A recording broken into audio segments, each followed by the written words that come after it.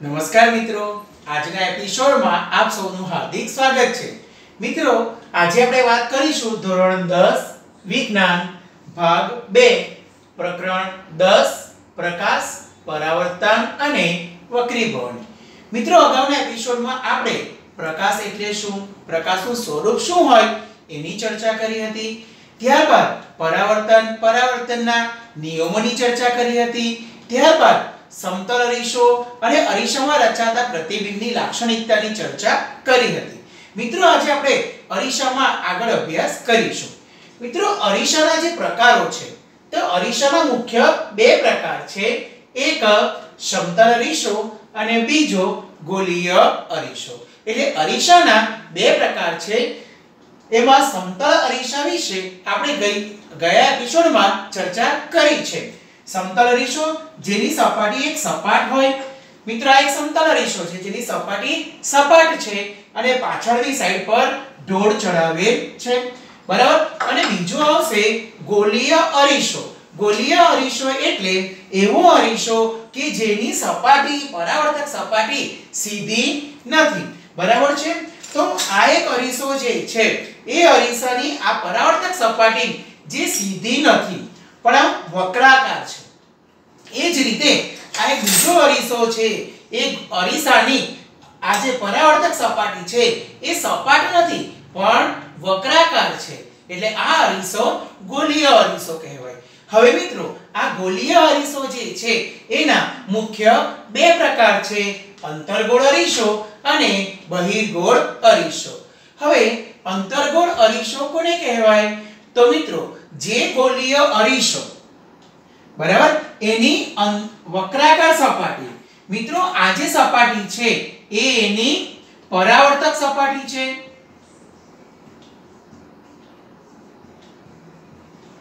અને આ પરાવર્તક સપાટી જો અંદરથી વળેલી હોય એટલે કે અંદરથી વક્રાકાર હોય તો તેને અંતર્ગોળ અરીસો કહે છે। મિત્રો, આ ગોલીય અરીસો છે, તમે એને જોઈ શકો છો કે એની આ પરાવર્તક સપાટી અંદરથી વક્રાકાર છે એટલે કે ખાડાવાળી છે, તો આ અરીસો જે છે એ અંતર્ગોળ અરીસો છે, બરાબર મિત્રો। એ જ રીતે આ જે અરીસો છે એની પરાવર્તક સપાટી બહારથી વક્રાકાર છે એટલે કે બહાર તરફ વળેલી છે, તો આ અરીસો જે છે એ બહિર્ગોળ છે। તમે અહીંયા જુઓ તો આ પરાવર્તક સપાટી છે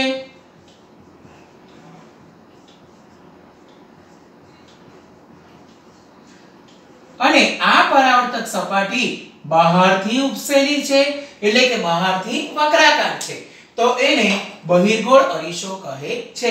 તો મિત્રો, અહીં પ્રશ્ન એ પૂછી શકાય કે વ્યાખ્યા આપો અંતર્ગોળ અરીસો અને બહિર્ગોળ અરીસો। તો મિત્રો, અંતર્ગોળ અરીસો કોને કહીશું? તો કે જે ગોલીય અરીસાની પરાવર્તક સપાટી અંદર તરફ વળેલી હોય અથવા અંદર તરફ વક્રાકાર હોય તે અરીસાને અંતર્ગોળ અરીસો કહે છે। અને મિત્રો, બહિર્ગોળ અરીસો કોને કહેવાય? તો કે જે ગોલીય અરીસાની પરાવર્તક સપાટી બહારથી ઉપસેલી હોય અથવા બહાર તરફ વળેલી હોય તેને આપણે બહિર્ગોળ અરીસો કહીએ છીએ। હવે મિત્રો, આ અરીસા જે ગોલીય અરીસો છે એ કેવી રીતે બનાવી શકાય એની આપણે ચર્ચા કરીએ, અને ત્યારબાદ ગોલીય અરીસાના સંદર્ભમાં આવતી કેટલીક વ્યાખ્યાઓની ચર્ચા કરીશું, બરાબર છે મિત્રો। અંતર્ગોળ અરીસો અને બહિર્ગોળ અરીસો કેવી રીતે બનાવી શકાય તે માટે આપણે અહીં સમજીએ। આ એક માની લઈએ કે એક કાચનો ગોળો છે અને આ કાચનો એક બીજો ગોળો છે, બરાબર। કોઈ પણ ગોળો હોય, આ એનું કેન્દ્ર છે અને આ ગોળાનું કેન્દ્ર છે। હવે મિત્રો, આ કાચનો જે ગોળો છે એ કાચના ગોળાનો અમુક ભાગ આપણે કાપી નાખીએ। ધારો કે આ કાચનો ગોળો છે એનો આટલો ભાગ આપણે કાપી નાખીએ, બરાબર, અને એની પાછળની સાઈડ પર આપણે જો ઢોળ ચડાવીએ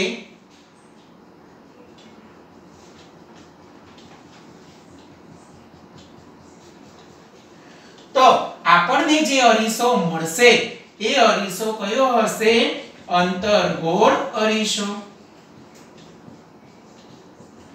બરાબર મિત્રો. અને એ જ રીતે કાચનો પારદર્શક કાચનો બીજો એક ગોળો છે, આ એનું કેન્દ્ર છે. બરાબર. અને એનો અમુક ભાગ જો આપણે કાપી નાખીએ અને જે બાકીનો ભાગ રહે એ ભાગ જે છે એમાં પાછળની સાઈડ પર ઢોળ ચડાવીશું તો આપણને જે અરીસો મળશે એ અરીસો થશે બહિર્ગોળ અરીસો.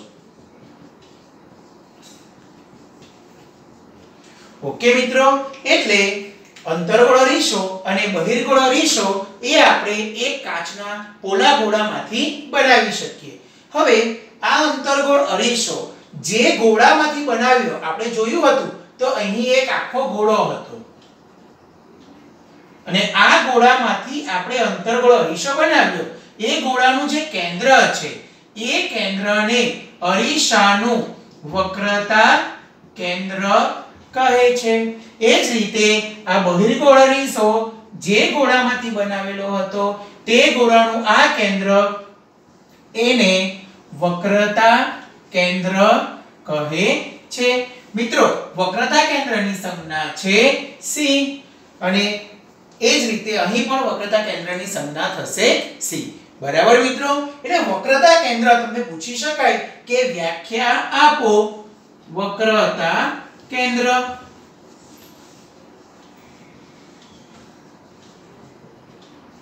તો વક્રતા કેન્દ્ર કોને કહીશું? તો આપેલો અરીસો, આપેલો ગોળીય અરીસો જે ગોળાના ભાગ રૂપે હોય તે ગોળાના કેન્દ્રને લેન્સનું વક્રતા કેન્દ્ર કહે.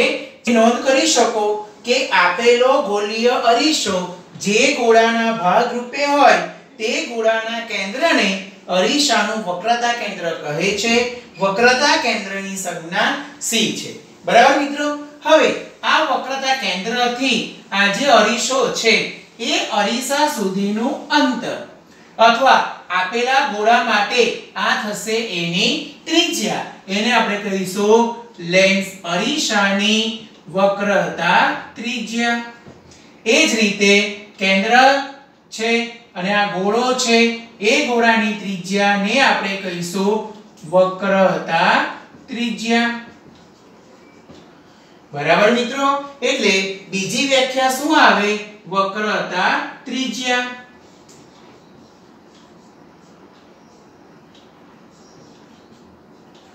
આપેલો ગોળીય અરીસો જે ગોળાના ભાગ રૂપે હોય તે ગોળાની ત્રિજ્યાને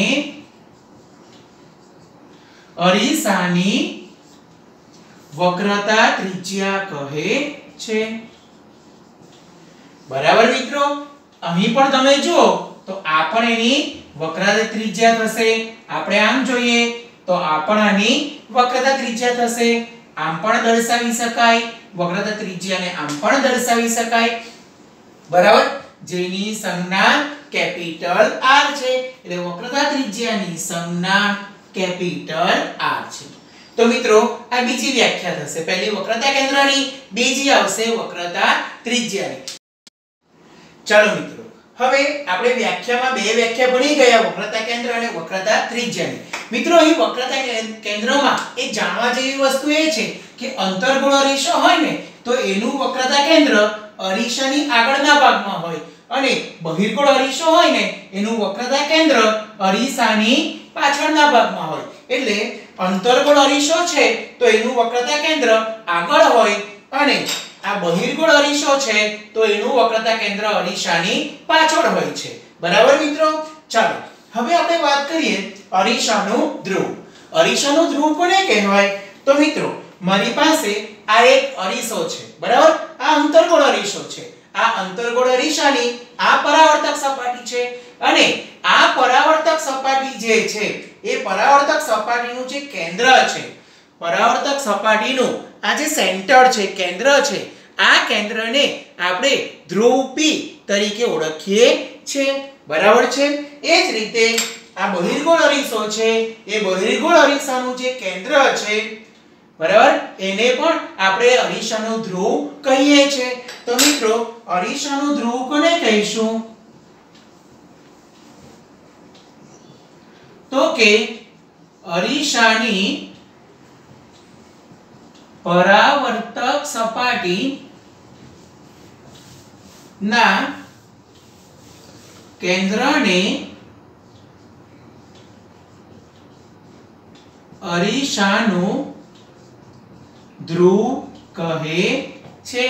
બરાબર મિત્રો, હવે અરીસાનું ધ્રુવ છે તેનો સંકેત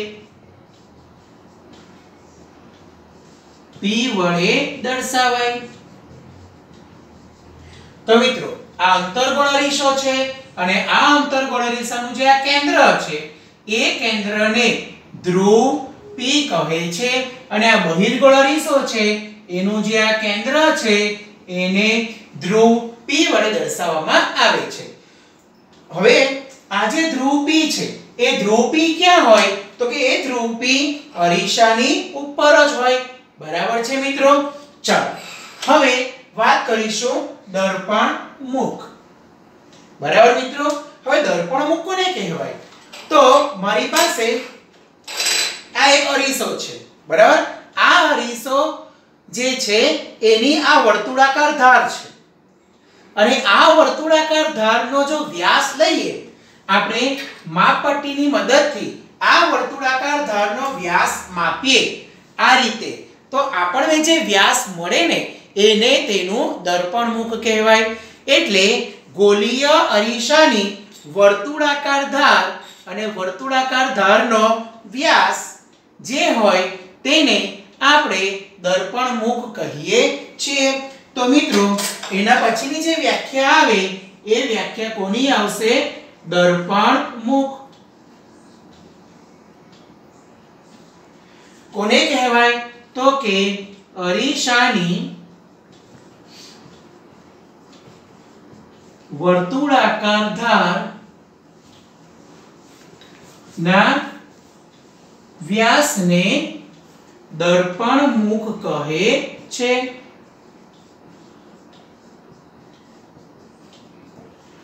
ઓકે મિત્રો, ચાલો હવે જો આપણે આ દર્પણ મુખ છે, આ વર્તુળાકાર ધારનો આપણે આમ લઈએ તો એનો વ્યાસ થાય. આપણે અરીસાને આ રીતે દોરી શકતા નથી એટલે આપણે આ રીતે એને દોરીએ છીએ. આ એની રેખાકૃતિ કહેવાય. આ એનો વ્યાસ છે એને શું કહેવાય? દર્પણ મુખ. જો આપણે અહીં m નામ આપીએ, અહીં n આપીએ તો mn એ એનું દર્પણ મુખ છે.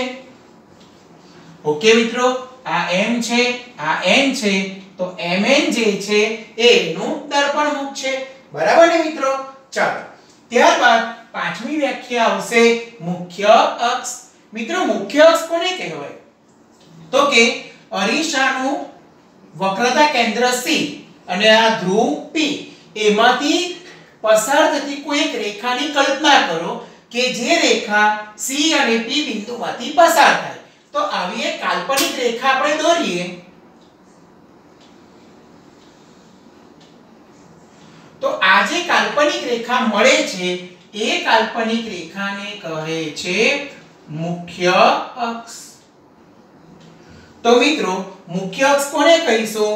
કે અરીસાનું ધ્રુવ P અને વક્રતા કેન્દ્ર C માંથી પસાર થતી કાલ્પનિક રેખા. એ જ રીતે ધ્રુવ P અને C માંથી પસાર થતી કાલ્પનિક રેખાને મુખ્ય અક્ષ કહે છે. અરીસાના ધ્રુવ P અને વક્રતા કેન્દ્ર C માંથી પસાર થતી કાલ્પનિક રેખા ને મુખ્ય અક્ષ કહે છે. ઓકે મિત્રો, હવે આ મુખ્ય અક્ષ પર તમે C થી P નું અંતર માપો ને તો આ CP અંતર જે છે ને એ CP અંતર કોના જેટલું થાય? તો કે આ CP અંતર જે છે એ વક્રતા ત્રિજ્યા r જેટલું થાય અને આ CP અંતર એ કોના જેટલું થાય? વક્રતા ત્રિજ્યા r જેટલું, એટલે કે r બરાબર PC, r બરાબર PC. ઓકે મિત્રો, આ બાબત પણ આપણે થોડી. ચલો મિત્રો, હવે છઠ્ઠી વ્યાખ્યા આવશે મુખ્ય કેન્દ્રની. બરાબર છે મિત્રો? મુખ્ય કેન્દ્ર કોને કહેવાય? તો મુખ્ય કેન્દ્ર સમજીએ આપણે તો આ અરીસો છે, આની પરાવર્તક સપાટી છે, આ મુખ્ય અક્ષ. મુખ્ય અક્ષને સમાંતર હોય એવા કિરણો આપણે દોરીએ તો મુખ્ય અક્ષને સમાંતર કિરણો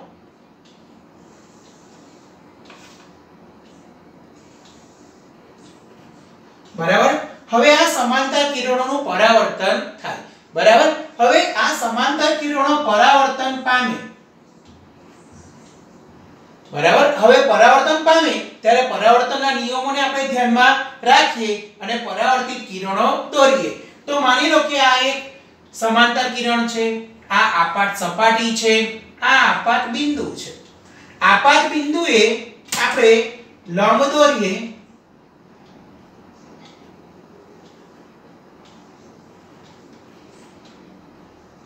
આ એક લંબ છે. હવે આપણે એનું પરાવર્તિત કિરણ દોરીએ તો એ પરાવર્તિત કિરણ આપણે ભણી ગયા છે કે આપાત કિરણ અને પરાવર્તિત કિરણ લંબની સામસામે હોય, એટલે આનું પરાવર્તિત કિરણ નીચે તરફ મળશે આપણને. બરાબર.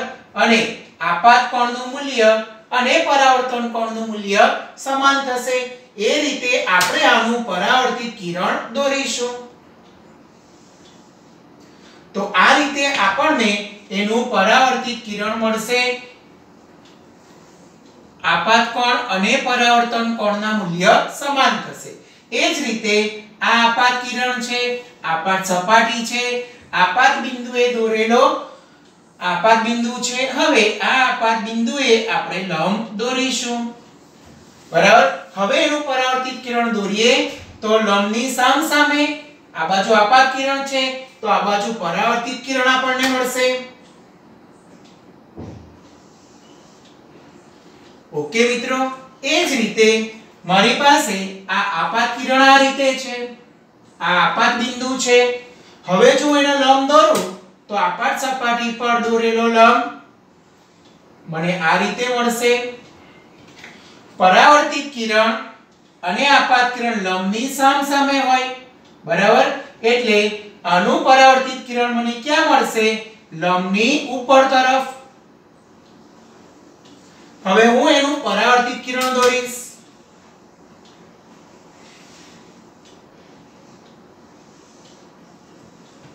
બરાબર. એ જ રીતે આ બિંદુએથી પણ પરાવર્તિત કિરણ મને ઉપર તરફ મળશે.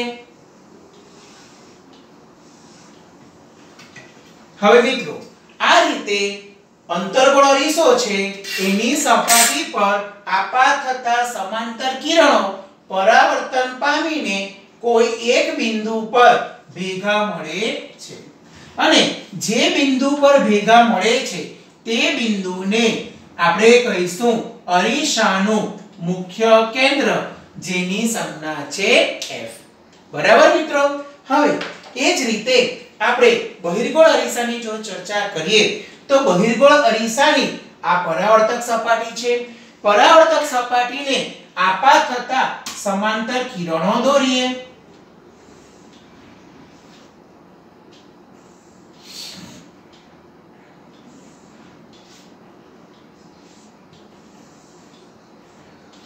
હવે મિત્રો, આ જે સમાંતર કિરણો છે એના આ આપાત કિરણ છે. હવે આપણે એનું પરાવર્તિત કિરણ દોરીએ તો એના માટે પરાવર્તનના નિયમો ધ્યાનમાં રાખવા પડશે. આ આપાત કિરણ, આપાત સપાટી, આપાત બિંદુ. બરાબર. હવે આ આપાત સપાટી પર આપાત બિંદુએ આપણે લંબ દોરીએ.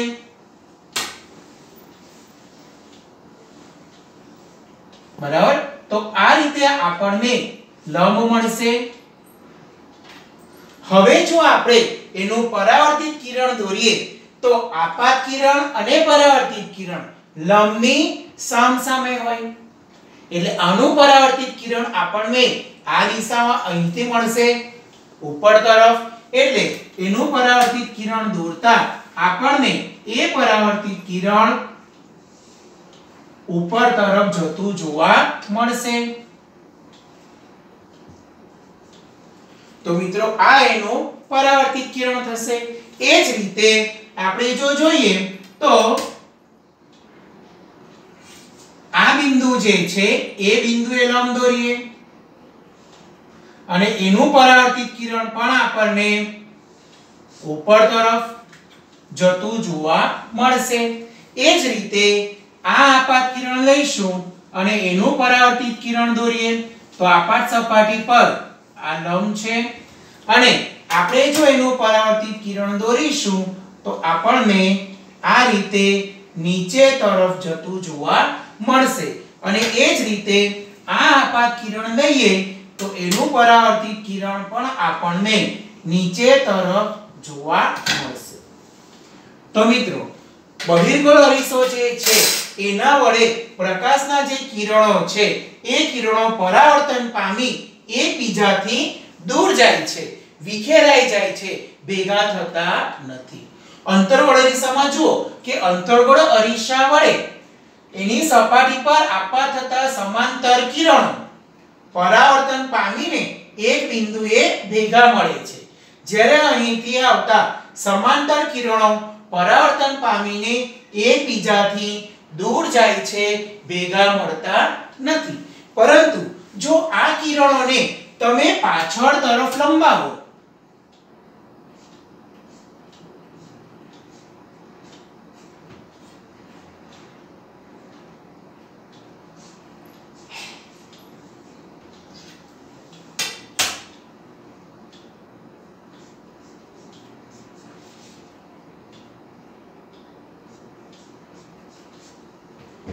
અને પાછળ તરફ લંબાવો તો આ કિરણો આ બિંદુએ ભેગા મળે તેવો આપણને આભાસ થાય છે, સાચેમાં જ ભેગા મળતા નથી। તો જે બિંદુએ ભેગા મળે એવો આભાસ થાય તે બિંદુને અરીસાનું મુખ્ય કેન્દ્ર F કહે છે। એટલે મિત્રો અરીસાનું મુખ્ય કેન્દ્ર F કોને કહીશું એ આપણે અહીં નોંધીએ। ચાલો મિત્રો હવે આપણે મુખ્ય કેન્દ્રની વ્યાખ્યા જોઈએ તો અરીસાની સપાટી પર આપાત થતા સમાંતર કિરણો પરાવર્તન પામી જે બિંદુએ ભેગા મળે એટલે મુખ્ય અક્ષને સમાંતર અરીસાની સપાટી પર આપાત થતા મુખ્ય અક્ષને સમાંતર કિરણો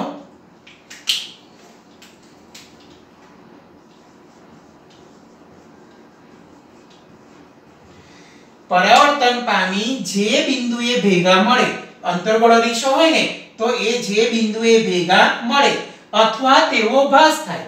બહિર્ગોળ અરીસો હોય ને તો આ બિંદુએ ભેગા મળતા નથી પણ એવો આપણને ભાસ થાય છે, તે બિંદુને અરીસાનું મુખ્ય કેન્દ્ર કહે છે।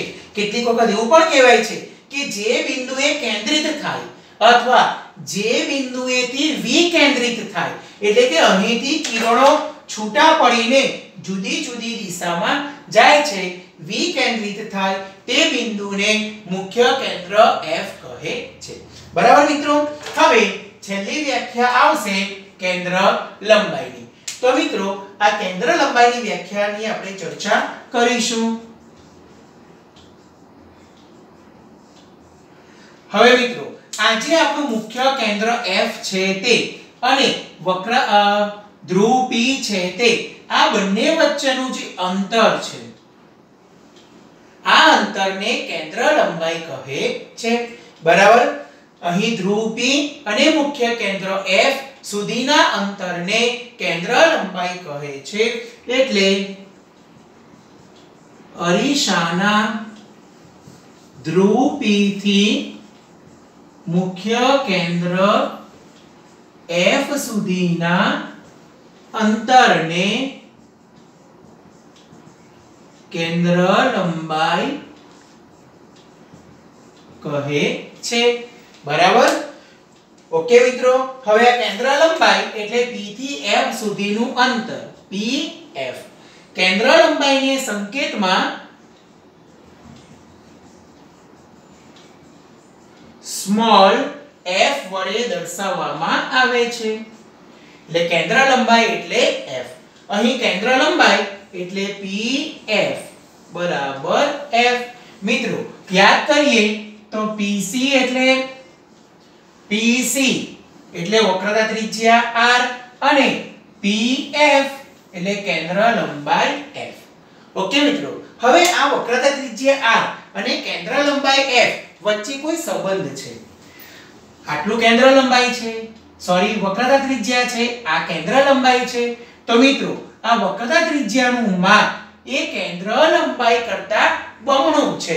એટલે કે વક્રતા ત્રિજ્યા r બરાબર 2 ગુણ્યા કેન્દ્ર લંબાઈ એટલે કે r બરાબર 2f. બરાબર, કેન્દ્ર લંબાઈ કરતા વક્રતા ત્રિજ્યા ડબલ છે અથવા કેન્દ્ર લંબાઈ વક્રતા ત્રિજ્યા કરતા અડધી છે.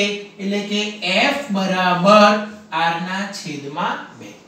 મિત્રો પરીક્ષામાં પ્રશ્નો એવો પૂછી શકાય કે એક અરીસાની વક્રતા ત્રિજ્યા 20 છે તો કેન્દ્ર લંબાઈ કેટલી થાય?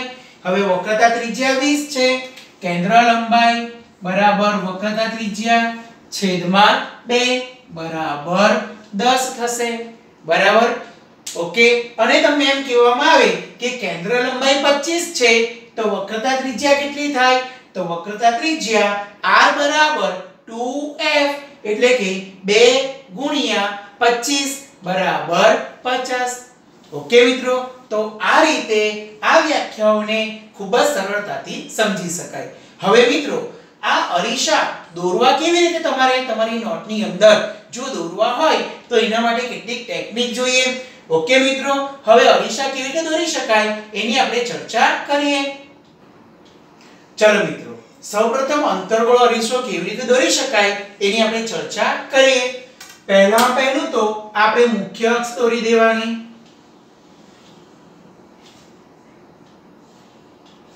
બરાબર મિત્રો, હવે આ જે મુખ્ય અક્ષ દોરી એ મુખ્ય અક્ષ પર સમાન અંતરે 3 ટપકા કરવાના.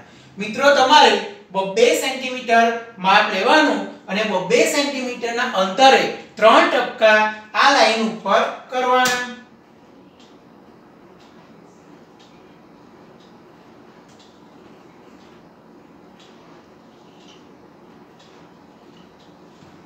બરાબર છે મિત્રો, આ રીતે તમારે 2 સેમી ના અંતરે 3 ટપકા કરવાના.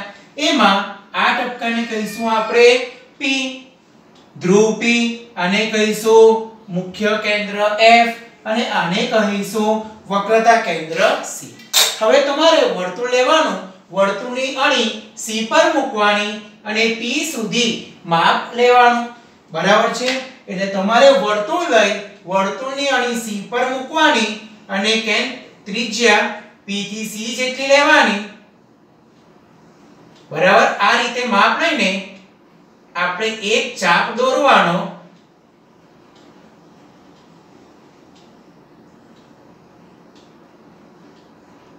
ઓકે મિત્રો, તો આ ચાપ જે છે એ P બિંદુમાંથી પસાર થશે અને આપણે એને પાછળ તરફ ઢોળ ચડાવીશું.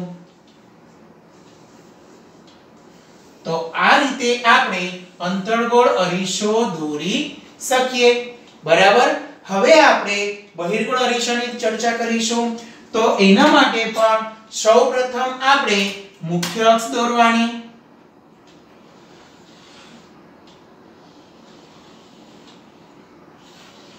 ચલો, હવે આ મુખ્ય અક્ષ પર તમારે સમાન અંતરે એટલે કે 3 સેમી ના અંતરે ટપકા કરવાના રહેશે.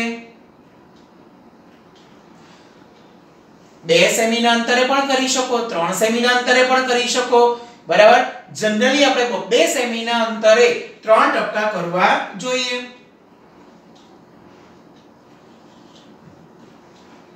આ રીતે 3 ટપકા થઈ ગયા. ત્યારબાદ હવે આપણને ખબર છે કે બહિર્ગોળ અરીસો હોય ને તો એની અંદર C, F બધું અરીસાની પાછળના ભાગમાં આવે. એટલે અહીં પહેલા P આવે, પછી F આવે અને C આવે. આમાં પહેલા C આમ આવે P F C અને બહિર્ગોળમાં ઊંધું PFC. હવે આપણે વર્તુળની મદદથી વર્તુળનું કેન્દ્ર C લઈશું. C ને કેન્દ્ર લઈ CP જેટલી ત્રિજ્યા લઈ આપણે એક ચાપ દોરીશું.